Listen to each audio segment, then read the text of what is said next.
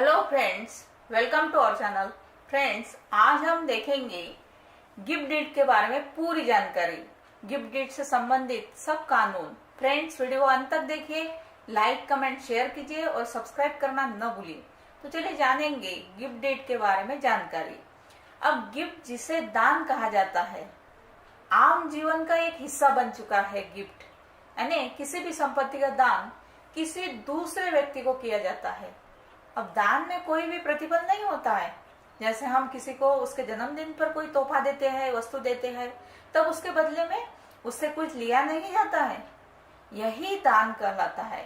अब छोटी छोटी चीजों का दान साधारण तरीके से हो जाता है, उसे कोई नियम नहीं होते, कोई रोल नहीं होते हैं। लेकिन बड़ी संपत्तियों का दान कानून द्वारा निर्धारित की गई प्रोसीजर के जरिए ही होती है। अब संपत्ति अंतरण अधिनियम यानी ट्रांसफर ऑफ प्रॉपर्टी एक्ट किसी भी संपत्ति के हस्तांतरण से यानी प्रॉपर्टी ट्रांसफर से संबंधित प्रावधानों को उल्लेखित करता है, जहां मुख्य रूप से अचल संपत्ति यानी इमूवेबल प्रॉपर्टी का उल्लेख है। अब इस अधिनियम के अंतर्गत दान को भी परिभाषित किया गया है। अब किसी भी संपत्ति को हस्तांतरण करने की प्रक्रिया होती है यानी, और इसके प्रकार होते हैं जैसे विक्रय, दान, हक्क त्याग, वसीयत और पट्टा। ये जो प्रकार है ये दान के है। यह सभी किसी भी संपत्ति के हस्तांतरण के प्रकार है यानी प्रॉपर्टी ट्रांसफर के एक प्रकार है। अब इसमें दान भी शामिल है यानी गिफ्ट भी शामिल है।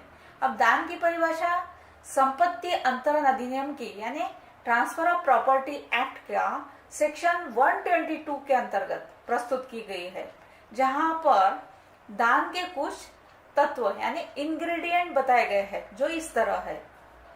अब जैसे कोई व्यक्ति साउंड माइंड होना जरूरी है, अनसाउंड माइंड नहीं चलता, उसे पूरा होश हवास साउंड माइंड होना है, सुदृढ़ होना है और दिवालिया नहीं हो यानी इंसॉल्वेंट नहीं हो और बालिग हो, मेजर हो, जहां तब उसे सक्षम पक्षकार माना जाता है यानी कैपेबल माना जाता है दान देने के लिए।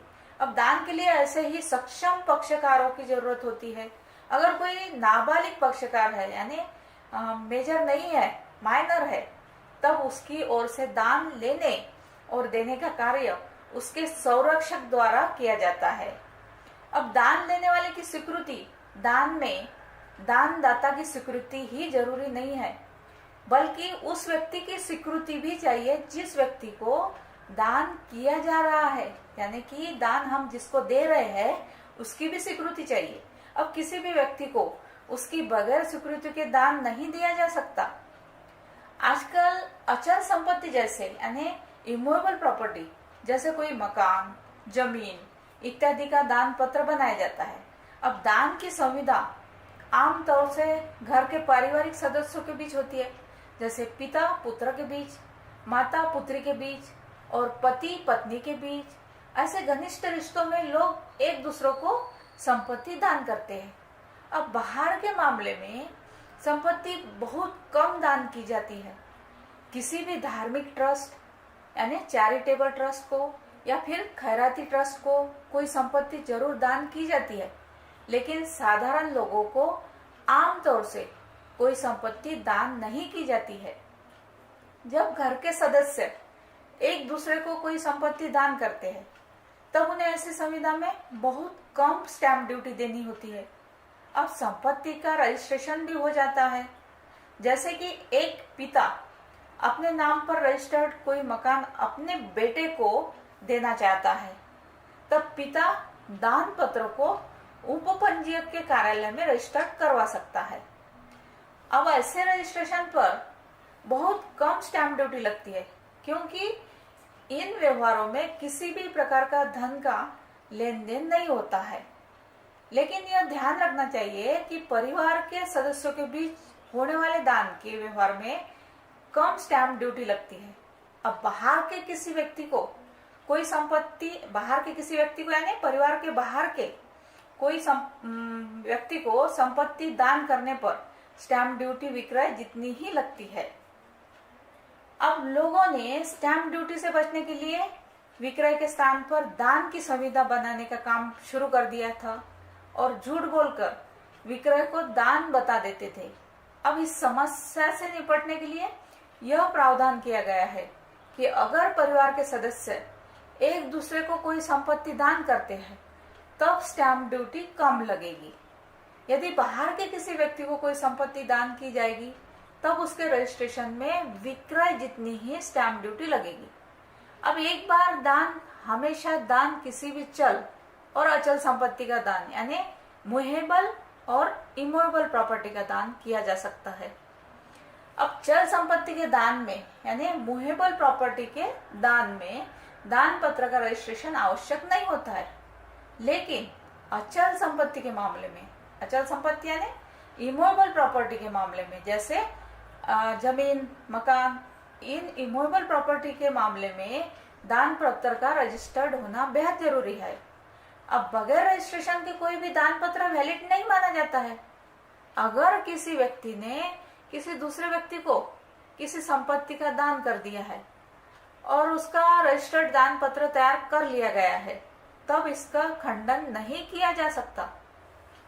अब दान देने वाले दाता किसी भी स्थिति में संपत्ति को वापस प्राप्त नहीं कर सकते हैं।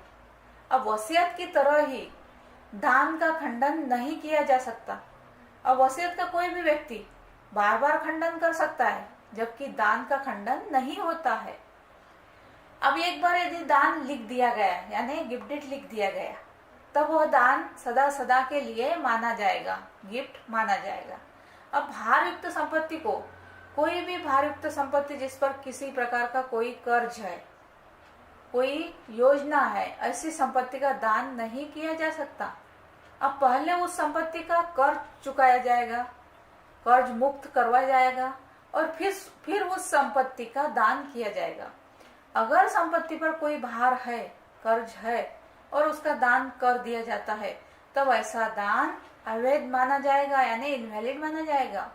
अब दान पत्र में दाता के संबंध में संपूर्ण जानकारी जैसे उसका नाम, पता इत्यादि होना जरूरी है।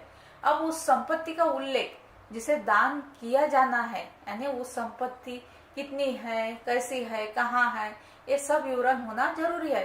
अब यह संपत्ति दाता को कहाँ से प्राप्त हुई है यानी वो प्रॉपर्टी कहाँ से मिली है उनको, इसकी पूर्ण जानकारी होना जरूरी है।